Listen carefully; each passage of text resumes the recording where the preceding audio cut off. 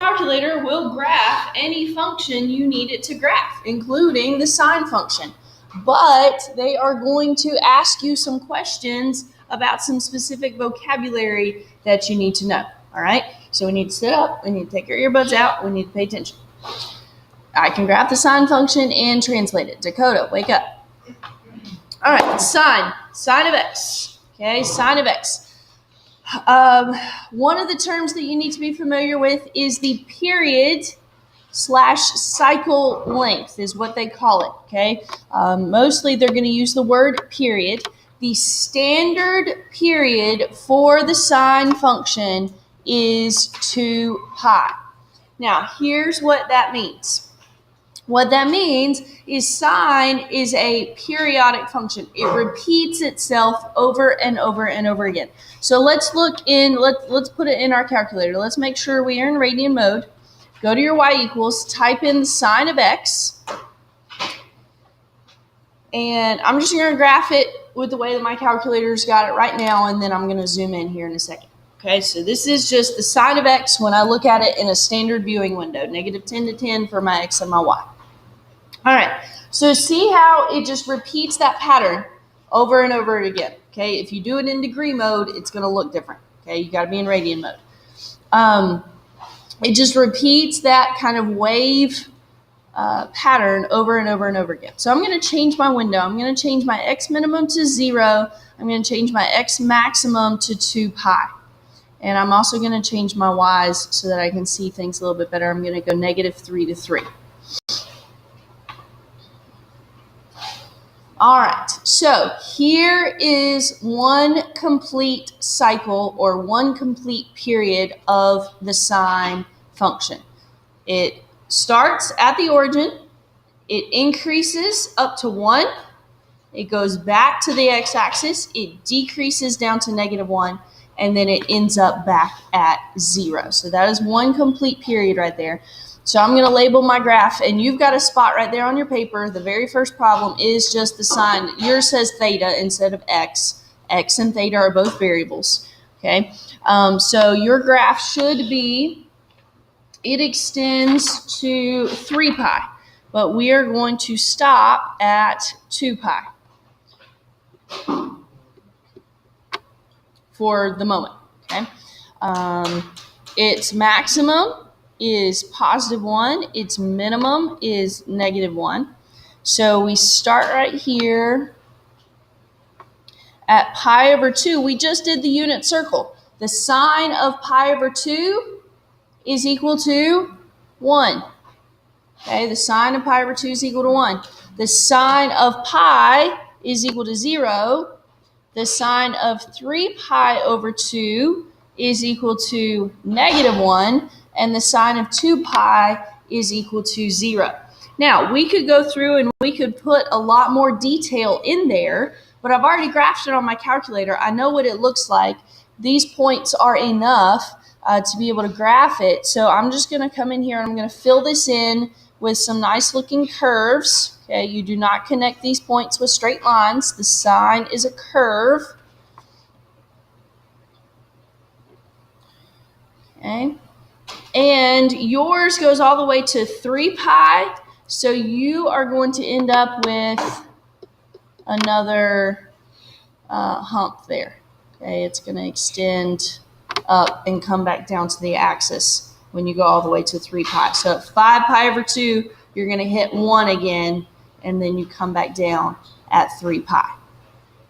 Okay, so that's what you should have there on number 1. Now, around it, I want you to write a few things. The instructions say find the amplitude, the period in radians, and the vertical shift. Okay, so we've already talked about the period. The period is 2 pi. That is one complete cycle. We start at the origin, we hit the max, we go back through the middle, we hit the min, we get back to where we started at. And that takes from 0 to 2 pi. That's the period. Okay. Now, we need to talk about something called the midline. Okay, the midline is the line that's right in the middle. It cuts this graph directly in half. So here, the midline is the x-axis. Now, that's going to change here in a minute with some of our functions, but right now it doesn't. Okay, so the midline is right there on the x-axis. Okay, the amplitude is, here's the definition of the amplitude. It's the distance from the midline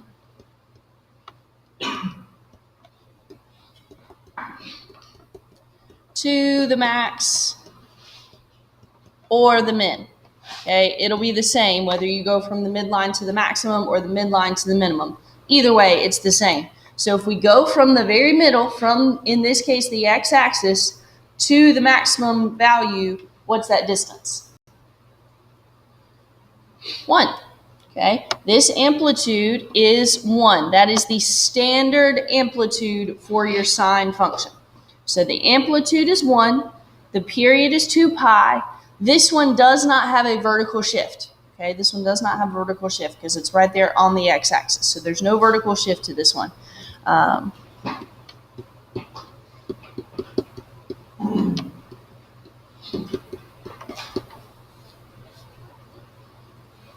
Okay. All right, let's look at number 2 really quickly. Number 2 is y equals 3 sine of theta. So I'm going to leave the sine of x in my calculator, and I'm going to put 3 sine of x in the second line, okay? Because I want you to compare them. I want you to see the differences between the original and this second one. So, what's different? What's different about those two graphs right there? Well, bigger than the other one. Okay, the second one is bigger, it's taller, it hits a higher value, a higher maximum, and a lower minimum. Does anything change about the length that it takes for the complete cycle? Does it complete a cycle in that window that we're looking at right there? Does it go, hit the max, go through the middle, hit the min, and end back up where it started? Yeah, it does, okay? The period here does not change, okay? 3 sine of x, that 3 in front, all that does is change the amplitude. So for y equals 3 sine of x, the period is still 2 pi.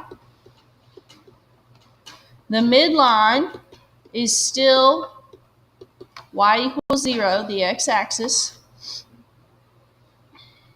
The amplitude is the only thing that changed. The amplitude for this one is 3. Oh, and just FYI, the amplitude is always positive. Okay, the amplitude is always positive.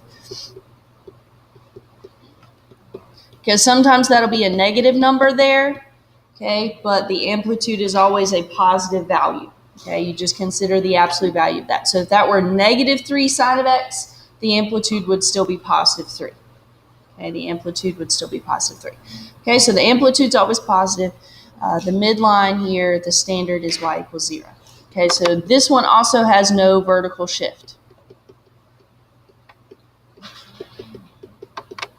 Okay, so if you're graphing this one, it's going to look exactly the same as the first one, except instead of hitting a maximum at 1 and at negative 1, it's going to hit a maximum at 3.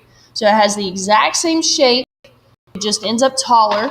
It still goes through the x-axis at the same place. Then it comes down, it hits a minimum at negative 3, and then it ends up back where it started at 2 pi. Okay, that's the only difference between these two graphs. It's the maximum and the minimum value. Okay, everything else is still the same.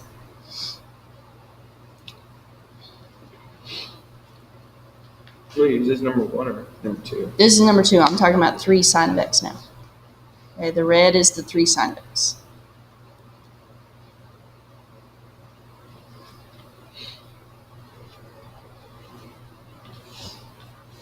Okay, so period is the distance it takes to complete one complete cycle.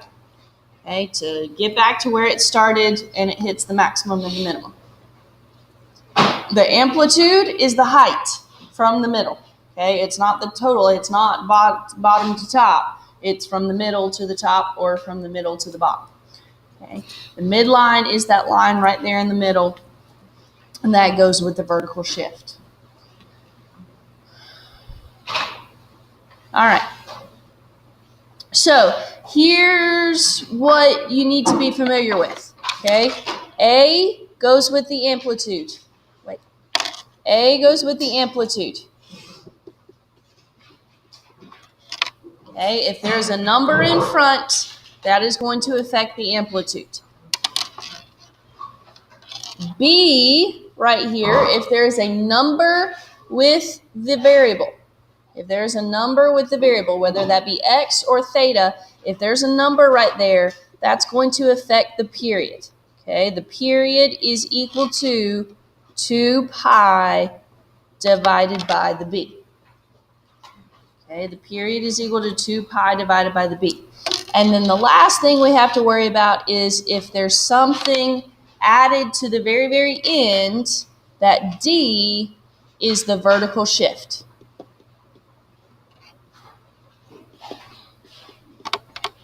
Okay, that d is the vertical shift. So I'd write that maybe at the top of your paper here or down there at the bottom or something so that you can reference that. Okay, so A, the number in front affects the amplitude. That's easy. A goes with amplitude. Okay. B, the number with the variable is the period. 2 pi divided by B gives you the new period. And D is the vertical shift.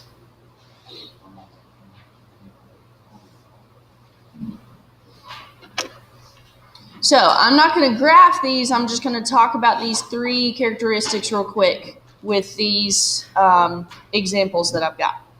Okay, 3 sine of x, we just talked about that one. Okay, the amplitude, let me try and keep these color coordinated. Okay, amplitude is 3. The vertical shift, there is no vertical shift because there's nothing added to the end, and the period is still 2 pi because we didn't multiply the x by anything. Okay, what if we have the sine of x over 2? Okay, the sine of x over 2.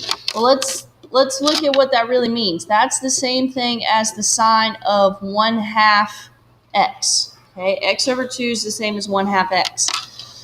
So, what's the amplitude of this function? What's the amplitude of the sine of x over 2? 1. Okay, it's 1. The amplitude is the number in front of the trig function. It's the number in front of the trig function. So the amplitude is 1. Is there vertical shift? No, because we're not adding or subtracting anything from the end. All right, our period, that changes here. We need to do 2 pi divided by 1/2. Okay, 2 pi divided by 1/2. When you divide by a fraction, that fraction flips over and you multiply. So this period is 4 pi. Okay, the period of this one is 4 pi. So it's going to stretch it out. It's going to make it longer. Okay, instead of going between 0 and 2 pi, now it's between 0 and 4 pi. 1 cycle. So it's stretching it out. Okay, the sine of x minus 2. What's the amplitude? Okay, it's 1. Okay, we haven't changed it. There's still just a 1 right there in front of the sine of x. Okay, do we have a vertical shift? Yes, we do. The vertical shift is down 2 units because we subtracted 2. So we're taking this function and we're going to move it down 2. Did we do anything to the period? No, we didn't do anything to the period. There's nothing with our x. It's just plain x. So it's just 2 pi. Okay? Now, let's look really quickly at an example that has everything. Okay, this example has everything. What?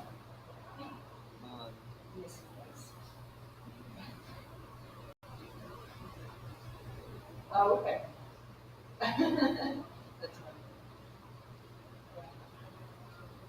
Okay, I will. Thank you. Yeah, it wasn't working when I wanted it.